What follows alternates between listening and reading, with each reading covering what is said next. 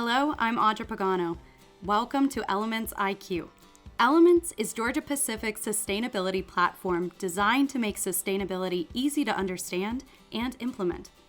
An important part of our Elements platform is the Elements IQ podcast series. This series provides insights and perspectives that help audiences better understand and navigate sustainability's complexities. Many are familiar with the poetic phrase, "I think I shall never see a poem as lovely as a tree." Trees and forests are indeed incredible and beautiful. Forests currently cover approximately 31% of the world's land surface. In addition to their beauty, forests help improve our lives in a number of ways. They help protect air and water quality. They sequester or lock away carbon, thus helping to regulate Earth's climate. Forests provide habitats for wildlife, including threatened and endangered species. And they offer a range of recreational opportunities through which we can connect with nature. For many, the thought of cutting down trees creates feelings of unease. At GP, we recognize how forest products are used to meet so many needs in our daily lives. However, we are concerned about deforestation and the other negative impacts of irresponsible forestry. In this Elements IQ podcast, we will talk about deforestation, the importance of responsible sourcing, and fiber certification. We also want to take this time to thank the environmental nonprofit organization Green Blue for developing insightful content which helped us research this topic. Joining me today is Bobby Maddrey, Manager of Global Sustainable Forestry and Biodiversity for Georgia Pacific. Bobby, thanks for joining us on Elements IQ. Thank you, Audra. It's good to be with you. Let's start with deforestation. It is a term that is familiar yet confusing to most people. Can you explain what deforestation is and provide perspective as to how big of an issue it is? Well, deforestation occurs when forests are permanently converted to other land uses. This conversion means that the various benefits you just mentioned are lost. Many countries in the world outside of the U.S. and Canada lack sufficient protection for forests or lack a strong rule of law to enforce protections that keep forests from being cleared for other uses or do not ensure the sustainable harvesting and use of forest resources.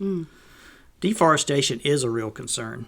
To give you some perspective, the United Nations reports that global deforestation continues at an alarming rate. 17 million acres of forest are lost every year.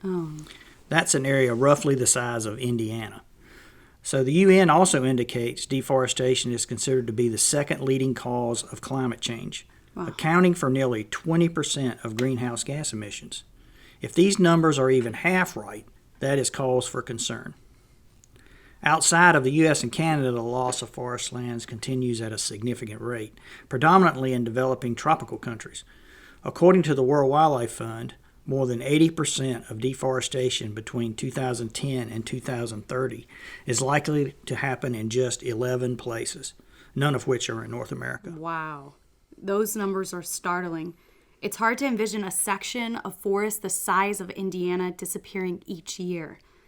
While it sounds like we are in pretty good shape in North America, losing that much forest land across the globe is a problem. What is driving the deforestation? Well, agriculture is estimated to be the biggest driver, accounting for around 80% of deforestation worldwide. And developing nations face a challenge, having to feed a growing population and creating economic opportunities while trying to balance the demands of responsible forestry. Right. Mining infrastructure and urban expansion are also important drivers in many of these countries. In subtropical Asia, for example, conversion of natural forests to non-native tree plantations also threatens forests. Illegal logging is another cause of deforestation in many developing countries. The root causes for illegal logging include poverty, weak governance, and corruption, of course. Okay, so why are things so much better in North America? Well, in historical times, the United States had fairly significant challenges with deforestation. Through responsible forest management practices, the U.S. now sustainably manages its forests. The most recent U.S. Forest Service study indicated that between 2007 and 2012, the nation's forests actually increased by approximately 7 million acres. And in concert with this progress, forest owners and environmental NGOs have continued to work together to identify high-risk habitats in the U.S. and take additional steps to protect such lands. As a good example, Georgia Pacific has been working to protect forests with high conservation values, including endangered forests and special areas, and maintaining natural hardwood forests. Wow. These can be vulnerable to conversion to pine forests. GP collaborated with the Natural Resources Defense Council, the Rainforest Action Network, and also the Dogwood Alliance to characterize and map these forest areas. Wow. GP won't buy wood fiber from these areas except in unique situations when active forest management is needed to improve habitat for endangered, rare, or vulnerable species. We help maintain stands of natural hardwood trees in our operating areas by not sourcing pine fiber from any natural hardwood sites that were converted to pine plantations after 2008. That is great. I didn't realize Georgia Pacific was doing so much to help improve forests here in the United States. So done right, responsible forest management can indeed protect forests while still allowing for trees to be harvested to help meet the needs of society. Yes, that's right. Responsibly harvested forests, where harvesting follows prescribed practices with new trees planted to establish new forests, is not deforestation, and often helps prevent deforestation by providing for the financial needs of the landowners through the ongoing sale of fiber. In fact, the United Nations vision for forestry states, sustainably managed forests are healthy, productive, and renewable ecosystems, which provide vital goods and ecosystem services to people worldwide. It's important to ensure that in our zeal to address the critical issues of forest loss, policies or metrics don't confuse harvesting in well-managed forests with deforestation. This is particularly important when those managed forests are harvested under assurances of long-term sustainability. At this point, I assume that most businesses and consumers want to help prevent deforestation and promote responsible forestry. So how do we ensure that the products we procure contain responsibly sourced fibers? Well, certifications are one tool that can help assure companies and consumers that their paper products come from responsibly managed forests. While certifications can be complex, let me provide a high-level overview of the different types of fiber certification, as well as the primary certification organizations. Please. Let's start with raw material procurement or sourcing certification. This is the most common type of fiber certification, and a number of certifying sourcing programs have been developed to ensure that fiber coming from uncertified forests have been verified to be low risk. This certification applies to every single ton of fiber that GP purchases. Wow.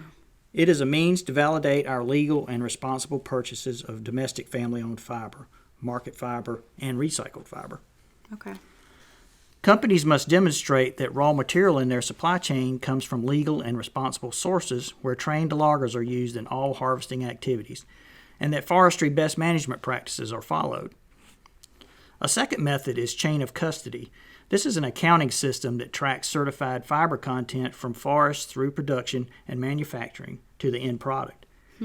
Product claims can be made based upon the amount of fiber tracked from certified lands, purchased fiber, and post-consumer recycled content. A third type is forest management certification. It covers the certification of actual forests. This involves a voluntary process whereby an independent third party works with forest landowners to assess the quality of forest management against a set of standards predetermined by a public or private certification organization. It's a way of informing consumers about the sustainability of the forest from which wood and other forest products were produced. According to the United Nations, only 11% of the world's forests are certified, unfortunately. Leading third-party certification organizations include SFI, which is the Sustainable Forestry Initiative, FSC, which is Forest Stewardship Council, and PEFC, which is the Program for the Endorsement of Forestry Certification. Some of these offer both raw material sourcing certification and chain of custody certification alternatives. Bobby, thank you for this helpful overview. As you mentioned, this area can be very complex, but the key takeaway for me is that customers can help ensure their fiber is being sourced responsibly by evaluating their fiber products portfolio and ensuring that all items at least have certified sourcing. That's a wrap for this episode of Elements IQ. For additional knowledge on forestry and fiber, you can listen to our companion Elements IQ podcasts, Deeper into the Forest and Recycled Fiber, as well as explore curated content found on the Elements IQ webpage. If you need more information regarding GP Pro's sustainability efforts, please visit gppro.com and click on the Solutions tab.